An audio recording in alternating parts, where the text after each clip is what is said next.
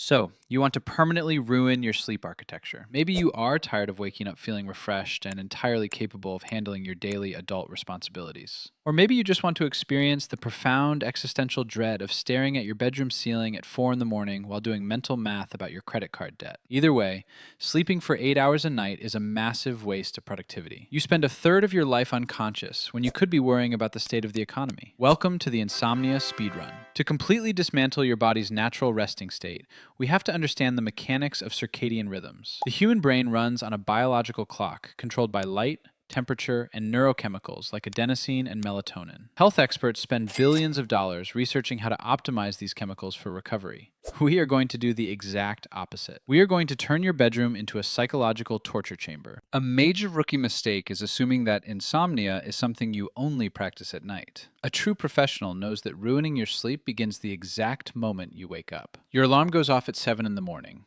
The absolute worst thing you could do right now is open the blinds and let natural sunlight hit your eyes. Sunlight triggers a healthy cortisol release and tells your brain to start a 16-hour timer for melatonin production later that evening.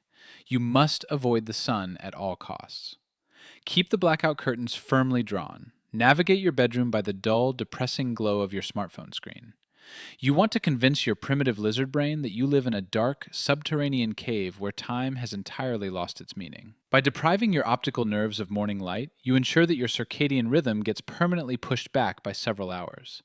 This lays the perfect foundation for a catastrophic evening. Let's get real for a second. Bad lighting and caffeine are basic. To truly speedrun insomnia, you need to weaponize your actual mental health. We are talking about the heavy hitters: depression, severe anxiety, and unresolved trauma. Here is the exact strategy. Pick a very solvable problem in your daily life. Do absolutely nothing about it during the day. Ignore it completely. Then, at exactly midnight, pull it out and overthink it until it mutates into a full-blown crisis. You need to be deeply depressed about it instead of actually trying to fix it. Let your anxiety convince your nervous system that you are in mortal danger just because you remembered an awkward conversation from 4 years ago. If your brain thinks it's fighting for survival, it physically will not let you sleep. Next, we add the chemical chaos. Right when you should be winding down, go ahead and hit a vape or smoke a cigarette. Nicotine is a massive stimulant. It artificially spikes your heart rate and blood pressure, basically telling your body, hey, let's go run a marathon, right when you are trying to lie down. And finally, the ultimate sleep killer. Late at night, it is absolutely crucial that you grab your phone, open an incognito tab, find some spicy content, and do a little Gucci Gucci goo. I am being dead serious. You need to completely disturb your relaxation hormones. Consuming adult content gives you a massive, unnatural spike of dopamine and adrenaline. Right when your brain is begging for peace and quiet, you are hitting it with peak digital degeneracy. You wire your brain for such an intense, hyper-stimulated reward loop that the actual act of going to sleep just feels boring. Combine that spicy content with your nicotine spike and your manufactured depression, and your brain is officially too loud to shut down. Moving into the afternoon, we engage our primary chemical weapon. Adenosine is a neurotransmitter that builds up in your brain throughout the day, creating what scientists call sleep pressure. The more adenosine you accumulate, the heavier your eyelids feel by the time evening arrives. Your goal is to completely block those receptors using excessive amounts of caffeine. Drinking a cup of coffee at 8 in the morning is perfectly fine because it will wear off. You need to wait until the afternoon slump hits around 3:30. Right when your body is naturally signaling that it needs a brief period of rest, you will introduce a massive dose of artificial energy. Go buy a highly concentrated cold brew or crack open an energy drink that looks like a hazardous materials canister. Quarter life of roughly 10 to 12 hours. By consuming 300 milligrams of it right before the end of the workday, you are guaranteeing that a significant portion of that stimulant will still be actively circulating through your bloodstream at midnight. Your physical body might feel completely exhausted after a long day of pretending to care about corporate spreadsheets, but your central nervous system will be vibrating like a high-voltage power line. As the sun finally goes down, you must completely ignore the concept of a wind-down routine. Normal people use the evening to lower their heart rate. They read physical books, take warm showers, and dim the overhead lights to signal to their body that the day is concluding. You are going to treat the hours between 8 and 11 as a secondary workday. Turn every single fluorescent light in your apartment to maximum brightness. Your living space should possess the exact ambiance of an emergency room.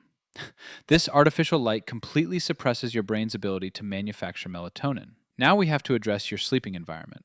To achieve elite levels of sleep deprivation, you must destroy the psychological boundary between rest and panic. If you only use your bed for sleeping, your brain will naturally associate the mattress with relaxation. We need to break that association entirely. Start bringing your laptop into bed with you. Do your taxes under the covers.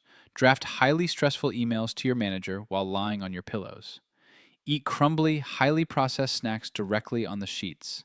You want your subconscious mind to view the mattress not as a sanctuary, but as a multi-purpose corporate panic center. Every time you pull the blanket over your legs, your heart rate should naturally elevate out of sheer habit. It is now 11:30.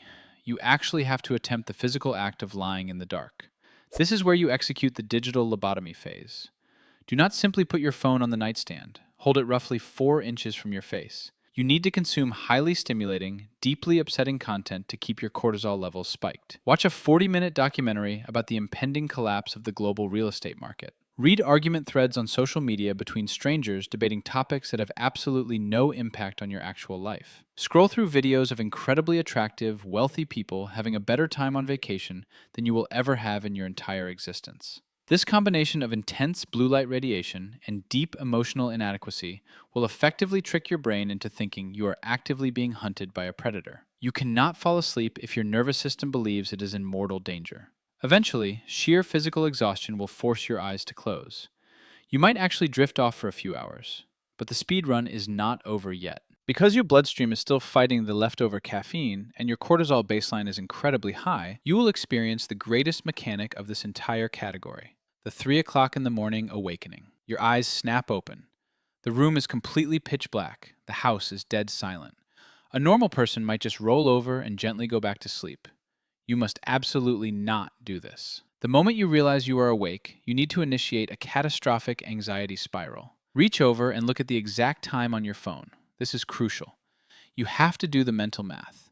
Calculate exactly how many hours and minutes you have left until your alarm is scheduled to go off. Tell yourself that if you fall asleep right this second, you can still get 3 hours and 12 minutes of rest. Then, lie completely still and manually monitor your own breathing.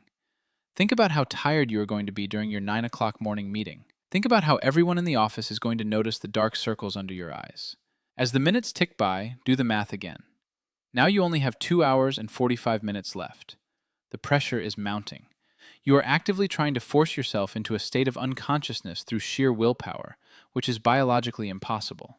To really seal the deal, let your mind wander to past embarrassments. Remember that incredibly awkward thing you said to a cashier 5 years ago? Think about a relationship that failed because of your own minor character flaws. Think about the fact that the universe is infinitely expanding and nothing you do actually matters on a cosmic scale. By the time the sun starts to slowly creep through your window blinds, you will have achieved a state of pure, unfiltered delirium.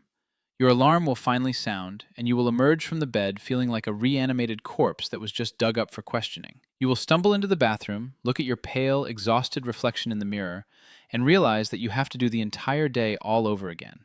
And that is how you complete the run. It takes genuine dedication to override millions of years of human evolution, but if you follow these steps closely, you can permanently eradicate your ability to experience a peaceful night of rest. If this guide made you feel a deep sense of dread about your own evening habits, that means the strategy is already working. You should probably lie down and stare at the ceiling to think about it. But we both know you are just going to open another app instead.